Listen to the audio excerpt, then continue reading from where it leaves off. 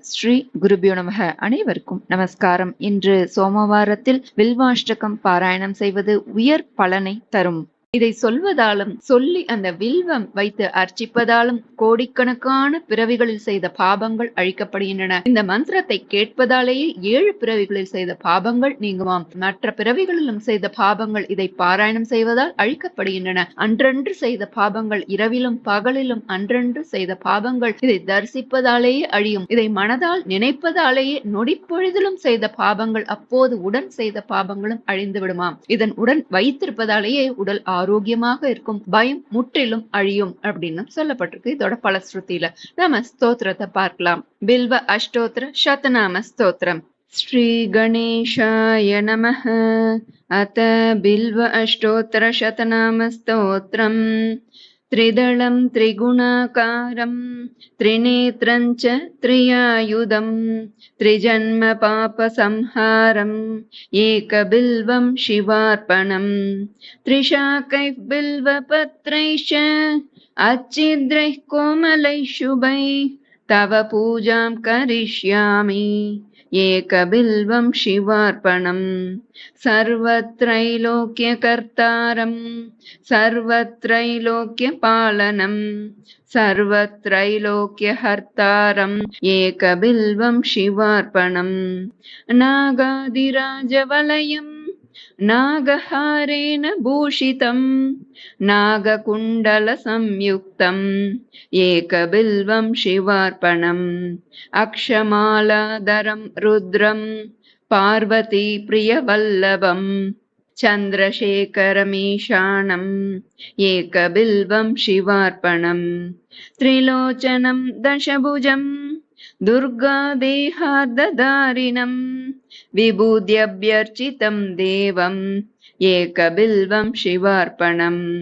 त्रिशूलधारिणं देवम् नागाभरणसुन्दरम् चन्द्रशेखरमीशानम् एकबिल्वं शिवार्पणम् गङ्गाधराम्बिकानाथम् पणिकुण्डलमण्डितम्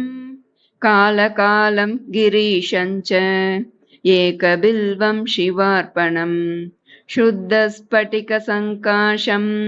शितिकण्ठं कृपानिधिं सर्वेश्वरं सदा शान्तम् एकबिल्वं शिवार्पणम् सच्चिदानन्दरूपं च परानन्दमयं शिवं वागीश्वरं चिदाकाशम् एकबिल्वं शिवार्पणम् शिपिविष्टं सहस्राक्षं कैलासाचलवासिनं हिरण्यबाहुं सेनान्यम् एकबिल्वं शिवार्पणम् अरुणं वामनं तारं वास्तव्यं चैव वास्तवं ज्येष्ठं कनिष्ठं गौरीशम् एकबिल्वं शिवार्पणम् हरिकेशं सनन्दीशम् उच्चैर्घोषं सनातनम् अघोररूपकं कुम्भम् एकबिल्वं शिवार्पणम् पूर्वजावरजं याम्यं सूक्ष्मं तस्करनायकं नीलकण्ठं जगन्यं च एकबिल्वं शिवार्पणम् सुराश्रयं विषहरं वर्मिणं च वरूदिनम् महासेनं महावीरम् एकबिल्वं शिवार्पणम्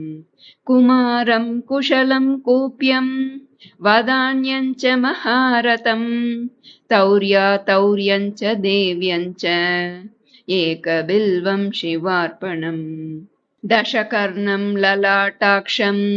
पञ्चवक्त्रं सदाशिवम् अशेषपापसंहारम् एकबिल्वं शिवार्पणम् नीलकण्ठं जगद्वन्द्यं दीननाथं महेश्वरम् महापापसंहारम् एकबिल्वं शिवार्पणम् चूडामणीकृतविभुं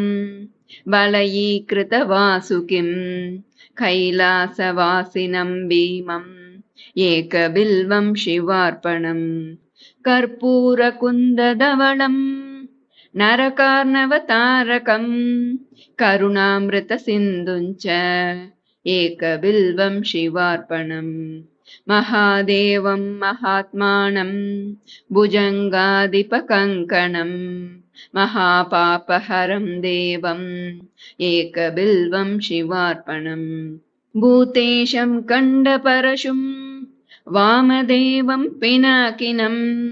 वामे शक्तिधरं श्रेष्ठम् एकबिल्वं शिवार्पणम् फालेक्षणं विरूपाक्षं श्रीकण्ठं भक्तवत्सलं नीललोहितकट्वाङ्गम् एकबिल्वं शिवार्पणम् कैलासवासिनं भीमं कठोरं त्रिपुरान्तकं वृषाङ्कं वृषभारूढम् एकबिल्वं शिवार्पणम् सामप्रियं सर्वमयं भस्मोद्धूलितविग्रहं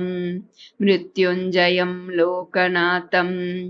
एकबिल्वं शिवार्पणम् दारिद्र्यदुःखहरणं रविचन्द्रानलेक्षणं मृगपाणिं चन्द्रमौलिम् एकबिल्वं शिवार्पणम् सर्वलोकभयाकारं सर्वलोकैकसाक्षिणं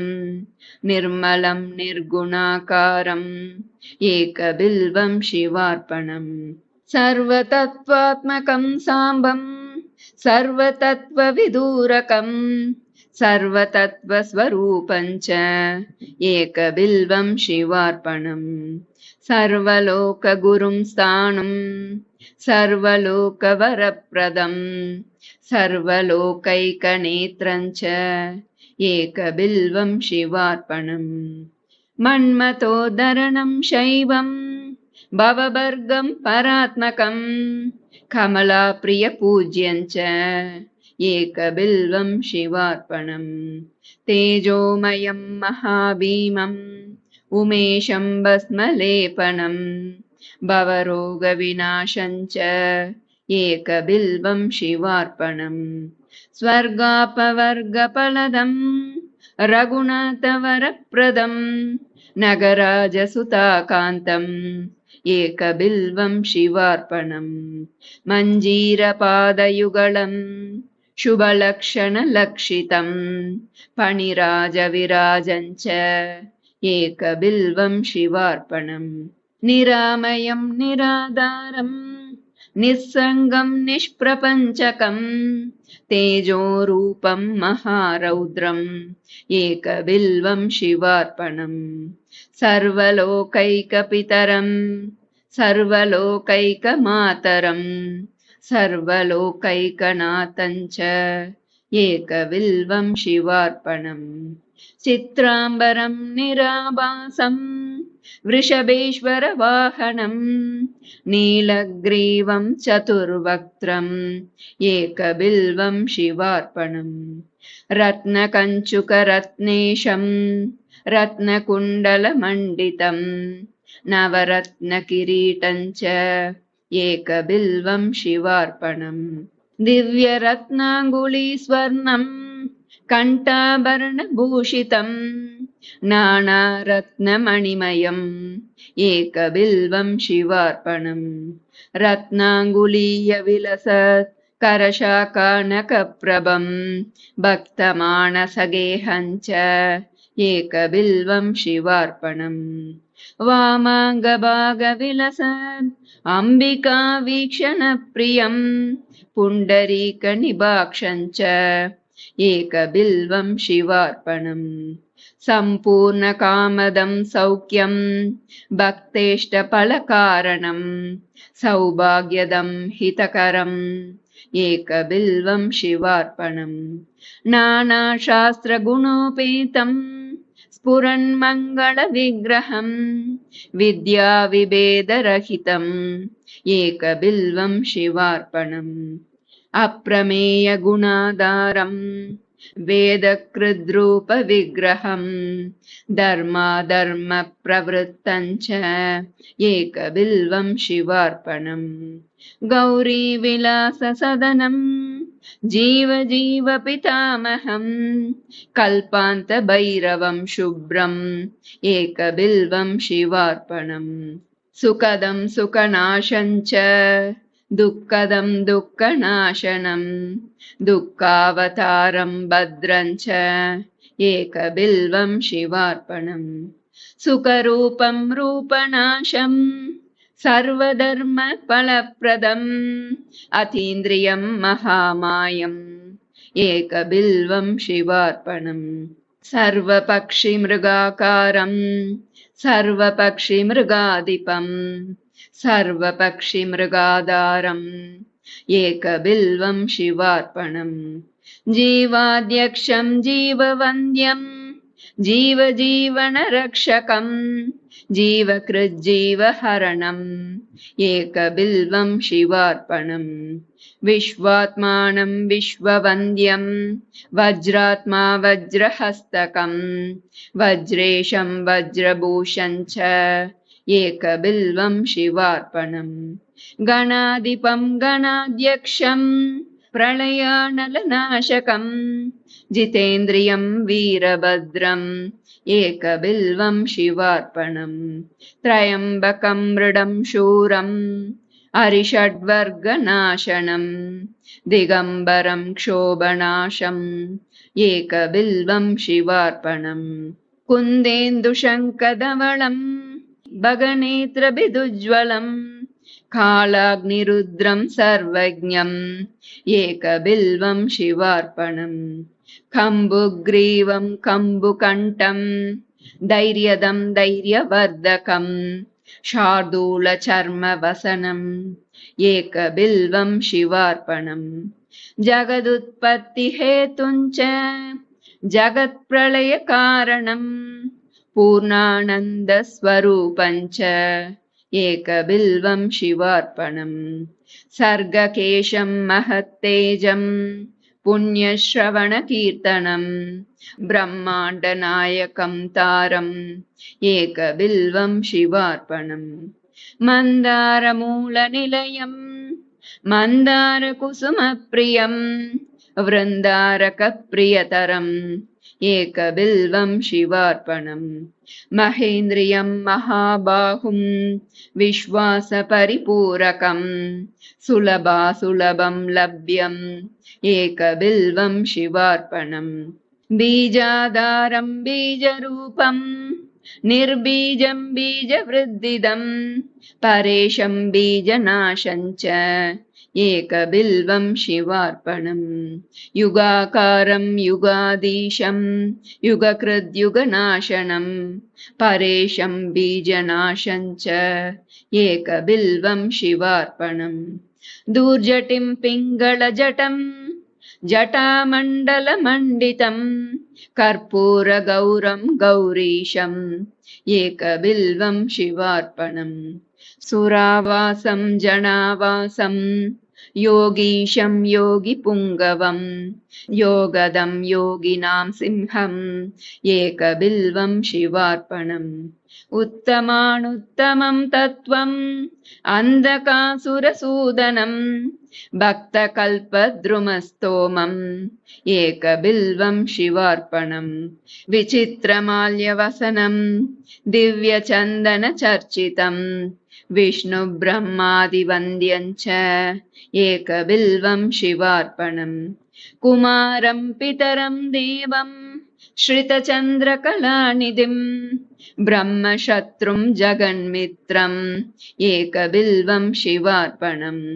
लावण्यमधुराकारं करुणारसवारधिं भ्रुवोर्मध्ये सहस्रार्चिम् एकबिल्वं शिवार्पणम् जटाधरं पावकाक्षं वृक्षेशं भूमिनायकं कामदं सर्वदा गम्यम् एकबिल्वं शिवार्पणम् शिवं शान्तम् उमानाथं महाध्यानपरायणं ज्ञानप्रदं कृत्तिवासम् एकबिल्वं शिवार्पणम् वासुक्युरगहारं च लोकानुग्रहकारणं ज्ञानप्रदं कृत्तिवासम् एकबिल्वं शिवार्पणम् शशाङ्कदारिणं भर्गं सर्वलोकैकशङ्करं शुद्धं च शाश्वतं नित्यम् एकबिल्वं शिवार्पणम् शरणागतदीनार्थ परित्राणपरायणम् गम्भीरं च वषट्कारम् एकबिल्वं शिवार्पणम् भोक्तारं भोजनं भोज्यं जेतारं जितमानसं करणं कारणं जिष्णुम् एकबिल्वं शिवार्पणम् क्षेत्रज्ञं क्षेत्रपालं च परार्धैकप्रयोजनम् व्योमकेशं भीमवेशम् एकबिल्वं शिवार्पणम् भवज्ञं तरुणोपेतं चोरिष्टं यमनाशनं हिरण्यगर्भं हेमाङ्गम् एकबिल्वं शिवार्पणम् दक्षं चामुण्डजनकं मोक्षदं मोक्षनायकं हिरण्यदं हेमरूपम् एकबिल्वं शिवार्पणम् महाश्मशाननिलयं प्रच्छन्नस्फटिकप्रभं वेदास्यं वेदरूपं च एकबिल्वं शिवार्पणम् स्थिरं धर्मम् उमानाथं ब्रह्मण्यं चाश्रयं विभुं जगन्निवासं प्रथमम् एकबिल्वं शिवार्पणम् रुद्राक्षमालाभरणम् रुद्राक्षप्रियवत्सलम् रुद्राक्षभक्तसंस्तोमम् एकबिल्वं शिवार्पणम् फणीन्द्रविलसत्कण्ठम् भुजङ्गाभरणप्रियम् दक्षाध्वरविनाशं च एकबिल्वं शिवार्पणम् नागेन्द्रविलसत्कर्णम् महीन्द्रवलयावृतम् मुनिवन्द्यं मुनिश्रेष्ठम् एकबिल्वं शिवार्पणम् मृगेन्द्रचर्मवसनम् मुनीनाम् एकजीवनम् सर्वदेवादिपूज्यं च एकबिल्वं शिवार्पणम् निधनेशं धनाधीशम् अपमृत्युविनाशनम् लिङ्गमूर्तिमलिङ्गात्मम् एकबिल्वं शिवार्पणम् भक्तकल्याणदं व्यस्तम् वेदवेदान्तसंस्तुतं कल्पकृत्कल्पनाशं च एकबिल्वं शिवार्पणम् घोरपातकदावाग्निं जन्मकर्म विवर्जितं कपालमालाभरणम् एकबिल्वं शिवार्पणम् मातङ्गचर्मवसनम् विराड्रूपविदारकम् विष्णुक्रान्तमनन्तं च एकबिल्वं शिवार्पणम् यज्ञकर्मफलाध्यक्षम् यज्ञविघ्नविनाशकम् यज्ञेशं यज्ञभोक्तारम् एकबिल्वं शिवार्पणम् कालाधीशं त्रिकालज्ञम् दुष्टनिग्रहकारकम् योगिमानसपूज्यं च एकबिल्वं शिवार्पणम् महोन्नतमहाकायम् महोदरमहाभुजम् महावक्त्रं महावृद्धम् एकबिल्वं शिवार्पणम् सुनेत्रं सुललाटं च सर्वभीमपराक्रमम् महेश्वरं शिवतरम् एकबिल्वं शिवार्पणम् समस्तजगदाधारम् समस्तगुणसागरम् सत्यं सत्यगुणोपेतम् एकबिल्वं शिवार्पणम् माघकृष्णचतुर्दश्यां पूजार्थं च जगद्गुरोः दुर्लभं सर्वदेवानाम् एकबिल्वं शिवार्पणम् तत्रापि दुर्लभं मन्येत् न भूमासेन्दुवासरे प्रदोषकाले पूजायाम् एकबिल्वं शिवार्पणम् तटाकं धननिक्षेपम् ब्रह्मस्थाप्यं शिवालयम् कोटिकन्या महादानम् एकबिल्वं शिवार्पणम् दर्शनं बिल्ववृक्षस्य स्पर्शनं पापनाशनम् अघोरपापसंहारम् एकबिल्वं शिवार्पणम् तुलसी बिल्वनिर्गुण्डी जम्बीरामलकं तथा पञ्चबिल्वमिति ख्यातम् एकबिल्वं शिवार्पणम् अखण्डबिल्वपत्रैश्च पूजयेन्नन्दिकेश्वरम् मुच्यते सर्वपापेभ्यः एकबिल्वं शिवार्पणम् सालङ्कृता शतवृत्ता कन्याकोटिसहस्रकम् साम्राज्यपृथ्वीदानं च एकबिल्वं शिवार्पणम् दन्त्यश्वकोटिदानानि अश्वमेधसहस्रकम् सवत्सधेनुदानानि एकबिल्वं शिवार्पणम् चतुर्वेदसहस्राणि भारतादिपुराणकम् साम्राज्यपृथ्वीदानं च एकबिल्वं शिवार्पणम् सर्वरत्नमयं मेरुं काञ्चनं दिव्यवस्त्रकम् तुलाभागं शतावर्तम् एकबिल्वं शिवार्पणम् अष्टोत्तरशतं बिल्वं योर्चये लिङ्गमस्तके अदर्वोक्तम् अदेभ्यस्तु एकबिल्वं शिवार्पणम् काशीक्षेत्रनिवासं च कालभैरवदर्शनम् अघोरपापसंहारम् एकबिल्वं शिवार्पणम् अष्टोत्तरशतश्लोकैः स्तोत्राद्यैः पूजयेद्यथा त्रिसन्ध्यं मोक्षमाप्नोति एकबिल्वं शिवार्पणम् दन्तिकोटिसहस्राणां भूहिरण्यसहस्रकम् सर्वक्रतुमयं पुण्यम् एकबिल्वं शिवार्पणम् पुत्रपौत्रादिकं भोगम् भुक्त्वा चात्रयतेप्सितम् अन्ते च शिवसायुज्यम् एकबिल्वं शिवार्पणम् विप्रकोटिसहस्राणां वित्तदाना च यत्फलम् तत्फलं प्राप्नुयात् सत्यम् एकबिल्वं शिवार्पणम् त्वन्नाम कीर्तनं तत्त्वं तव पादाम्बुजः पिबेत् जीवन्मुक्तो भवेन्नित्यम् एकबिल्वं शिवार्पणम् अनेकदानफलदम् अनन्तसुकृतादिकम् तीर्थयात्राखिलं पुण्यम् एकबिल्वं शिवार्पणम् त्वं मां पालय सर्वत्र पदध्यानकृतं तव भवनं शाङ्करं नित्यम् एकबिल्वं शिवार्पणम् उमया सहितं देवं सवाहनगणं शिवम् भस्मानुलिप्तसर्वाङ्गम् एकबिल्वं शिवार्पणम् सालग्रामसहस्राणि विप्राणां शतकोटिकम् यज्ञकोटिसहस्राणि एकबिल्वं शिवार्पणम् अज्ञानेन कृतं पापम् ज्ञानेनाभिकृतं च यत् तत्सर्वं नाशमायातु एकबिल्वं शिवार्पणम् अमृतोद्भववृक्षस्य महादेवप्रियस्य च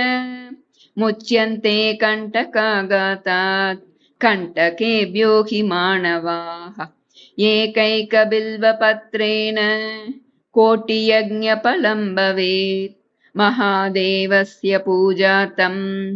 एकबिल्वं शिवार्पणम् एककाले पठेन्नित्यं सर्वशत्रुनिवारणम् द्विकाले च पठेन्नित्यं मनोरथफलप्रदम् त्रिकाले च पठेन्नित्यम् आयुर्वर्ध्योधनप्रदम् अचिरात् कार्यसिद्धिं च लभते नात्र संशयः एककालं द्विकालं वा त्रिकालं यः पठेन्नरः लक्ष्मीप्रीतिः शिवावासः शिवेन सह मोदते कोटिजन्म कृतं पापम् अर्चनेन विनश्यति सप्तजन्म कृतं पापं श्रवणेन विनश्यति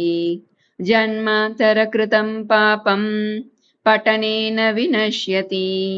दिवारात्रकृतं पापं दर्शनेन विनश्यति क्षणे क्षणे कृतं पापं